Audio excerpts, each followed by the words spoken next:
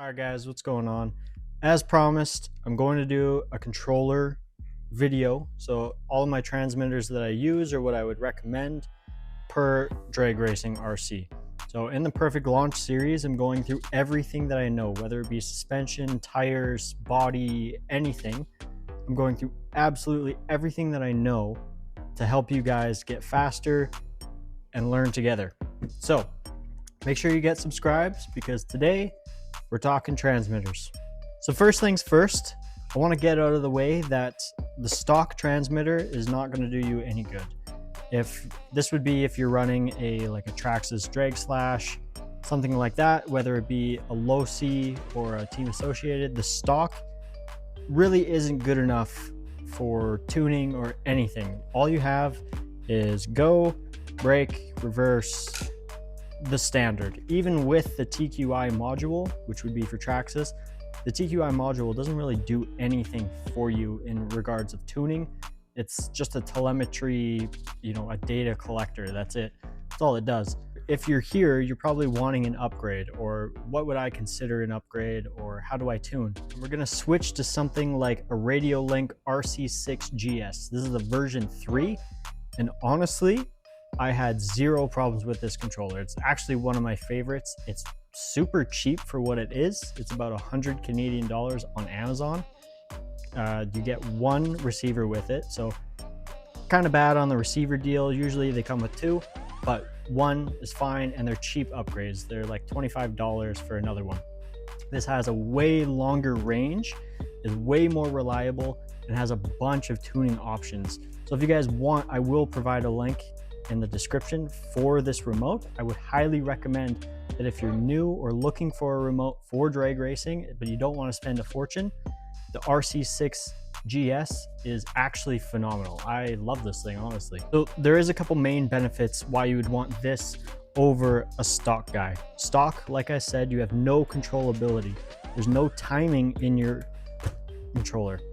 This, whether you press 100%, 50%, whatever, it's on a timer. So I know a lot of people have always asked, almost countless comments have asked, how do I tune using this controller? Because I always go through it in my videos. If you haven't seen my drag videos, highly encourage you go and check that out, and you'll see this controller in action. If you are on the fence about getting a new controller, highly recommend that you go and see those just to see how this guy actually works and what it does. But let's get into my tuning. So often you'll hear me say my throttle speed, I'll go a low of 37, a high of 5, TGP 80. To a lot of people that makes no sense at all. But if you slow it down and boil it down, this is what it's doing. This is my throttle. If I were to press the throttle 100%, see how there's that delay there? That is my throttle settings. So let me show you an example. I know speaking is not the best way to learn. So let's say my TGP, I want that to be 50%. So I'll set that to 50, bang, 50. Let's go a high of, let's say 45, or a low of 45, sorry, and a high of 5. So what that is going to look like is my low would be my starting half. Right? My TGP is the point in the graph of 100 where that line stops. This is at 50% at the moment. Or if, like before, I had it at 80, it would be 80% of the graph. It would be about here, right? So my low is at 45%. My high, this would be high, is at 5%. So what's going to happen is when I depress my controller, just like that, as fast as I can, doesn't matter how fast, I'm going to start at 0. Right off the hit, I'm going to be at 45% of 100 until I reach 50% of the allotted time that it takes. So it'll be 45% of 100 up until 50% of the throttle depress. And then after that 50%, once it hits 50%, then my high kicks in, and then it'll go to 5% of the 100 until I reach maximum depression, and then it'll jump to 100. So it would kind of look like, if this is my line, I'd start at 45, go to 500. that's what that would kind of look like. Now, so the throttle speed is your timing that it takes. It's not necessarily the power level, it's the time that it takes. What it's doing is it's going 45% and 5%. So it's 45, 5. If I were to set this at 100 of a low, it would be 100, and then say 1 for high, it would go super slow. So that is what it's doing. It's affecting the time that it takes for that full depression. It's not necessarily changing your horsepower, your gearing and your motor and your electronics and blah, blah, blah. That affects your horsepower. That'll affect the actual tune if you were thinking in like real car terms. And then again, to show you manually what's going on the controller, I'm gonna depress it. So it's hard to see on this, so that's why I drew it, but it'll go 45. Once it hits 50, then it'll go 5. So again, so it's kind of faster and then starts to slow down. It's hard to see in this, but that is what it's doing. Another thing that you're obviously able to do is an exponential curve or a forward curve. So that would be where you actually have a graph. Starting is at 29%. So P1, 29%. At P2, 41, 47, 57, 74. So all that looks like is it just makes that graph. So right now it's starting on 29% and it's gradually growing. So this would be good if you have bad track conditions or you really know the track. Maybe you're starting in prep. Maybe you want to start at 60% to get out of that prep.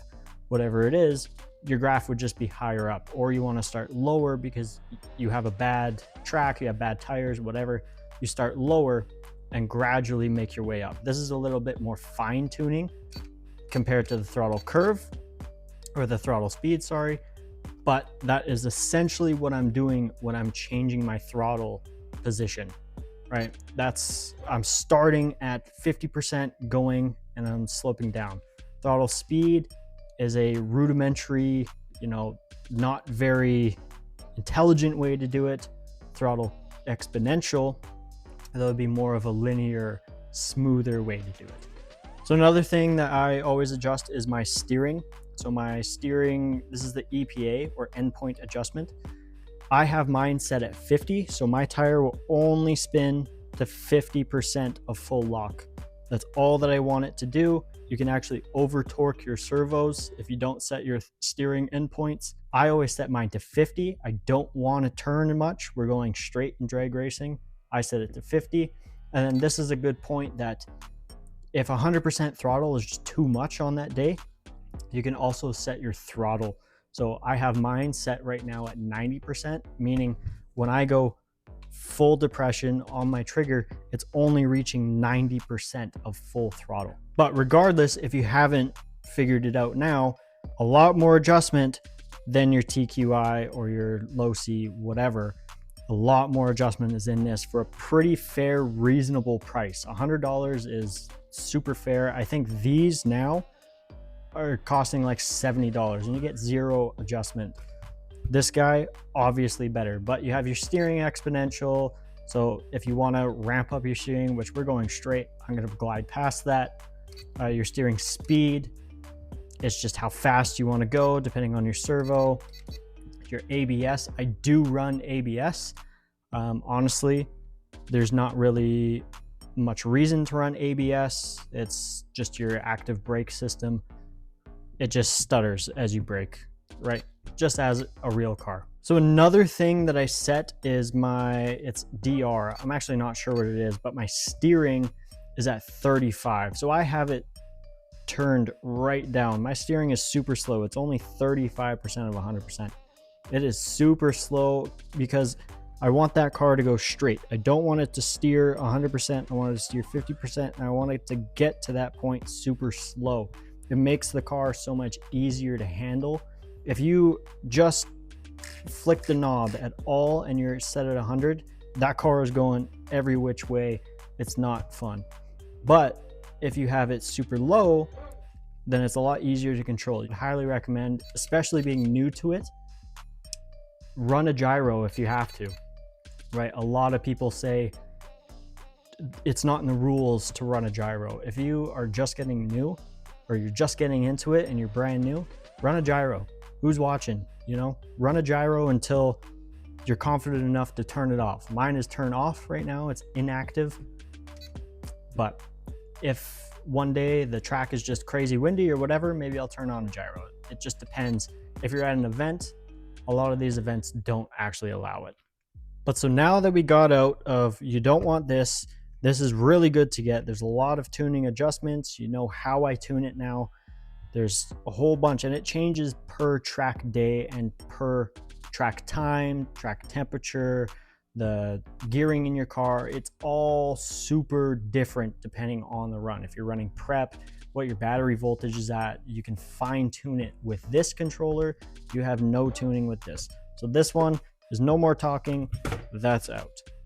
Now, my Outlaw car and what I'm switching to for my no prep, all of my cars basically, we're going to a FlySky Noble. This is just the NB4, it's not a plus version. The plus version is the newer.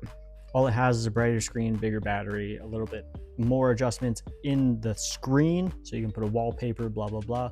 But the fundamentals of this controller compared to the new Plus series, exactly the same. So if you're looking at a FlySky Noble, just know all the different exponentials, they're pretty much all the same unless you get into like the Pro territory.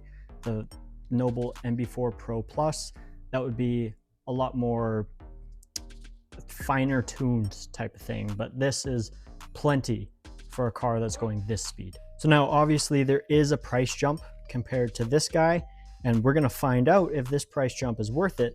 But this would be about your $400 range. This is your $100 range. So this is getting into the mid-tier category.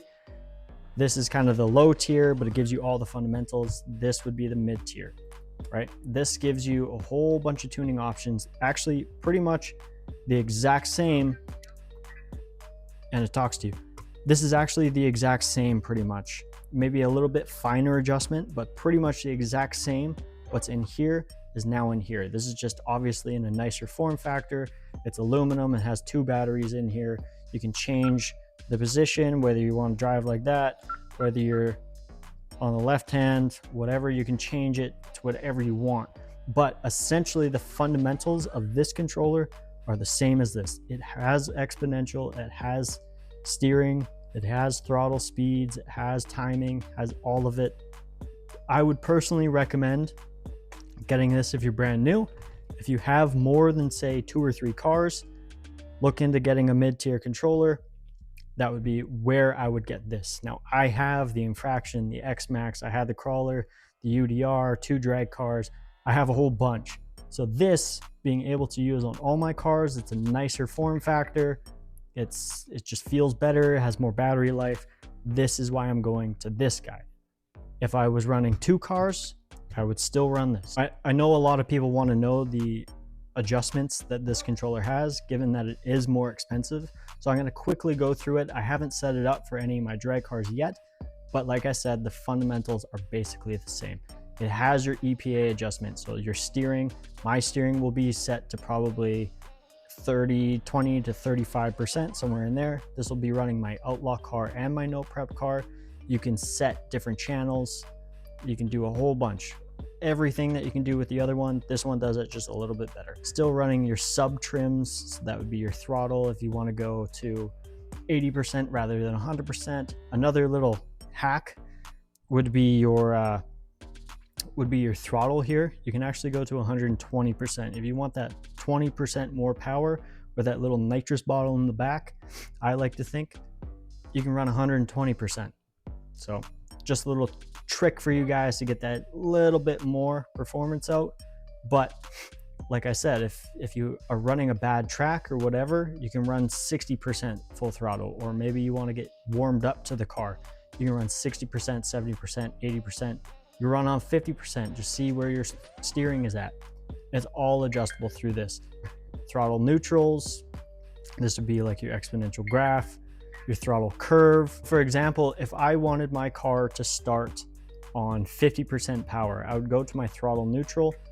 I would say give it 50%, bang, it's now starting 50% and it's going to start from there. So this would be where I'm doing my exponential. This is throttle DR and exponential. I would go to exponential forward, and now you can see how it's changing that graph.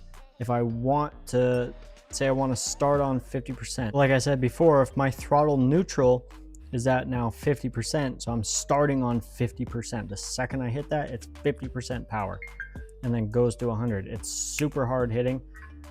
But if I go back in,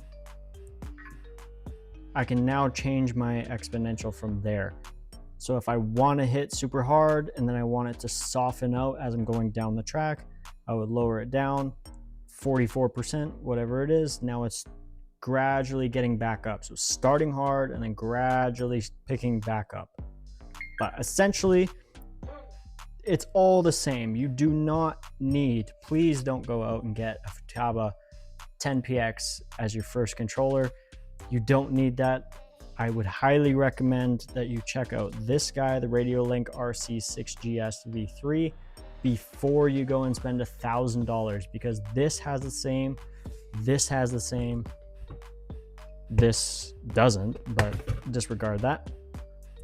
They all pretty much have the same. The only reason why you're going up to those race level controllers or transmitters is that you want that tiny bit of adjustment. This has a little bit better adjustment than this, but for a no prep or a box stock, you don't really need that unless you're running like a 2-second flat on no prep or like a pro stock, then you don't really need it. My personal is 2.48, so I'm hoping this will help, but I'm not betting my life that this is going to make a big difference. You should not go and buy that $1,000 controller thinking that it's going to make the biggest difference. Now, this would be comparable to like a 7px, a Futaba 7px, a Sandwall, I think it's an M17. This is comparable to that, but like I said, you don't need that. I would highly recommend that you just stick with the Radiolink, especially if this is your first controller upgrade, or you're just looking for something that has more controllability. This is really all that you need. This is just because I have a handful of cars that I want to run just a kind of more premium, more longer battery life, little quality of life features. That's really it. But that's going to do it for my tuning. That's all I do. It's nothing crazy. It depends on your gearing, like I said, depends on your tires, depends on the track, but that's all I do. If you know the fundamentals of that TGP graph and your throttle exponentials and your throttle starting points, how far you want the car to steer, all of that, the tuning will come as you start to learn. So I would suggest, if I was just starting out, get yourself one of these, learn the TGP, learn the throttle exponentials, and go from there. You don't need something like this, although it is very nice. That's going to do it on the transmitters. It's kind of short and sweet. It is kind of just a learning process that you as the individual have to go through. There is a lot of videos out there, and basically what I said in here is the fundamentals. I can make a more in-depth video, however, that will be in my actual drag racing videos. But if you know the fundamentals of the curve, you know the fundamentals of your TGP and your throttle speed and your starting and your stopping, your braking, your steering, if you know the fundamentals, you can apply everything that I just said into any of these controllers. Disregarding that one, everything is basically the same. So you'll see me in my drag videos say my TGP is now at 15 and then my low is at 1 or blah blah blah. It gives you kind of a more clear understanding of what I'm actually doing. So I hope this helps. I hope that you don't go out and buy that $1,000 controller, the one that you don't need. But if you do need it, good for you. You're a lot better than me, essentially. So thank you guys for watching. Stay tuned for more of the Perfect Launch series. There's a whole bunch more. There's bearings. There's a million things that I'm going to get into with this series. So make sure you're subscribed and have a great night, guys.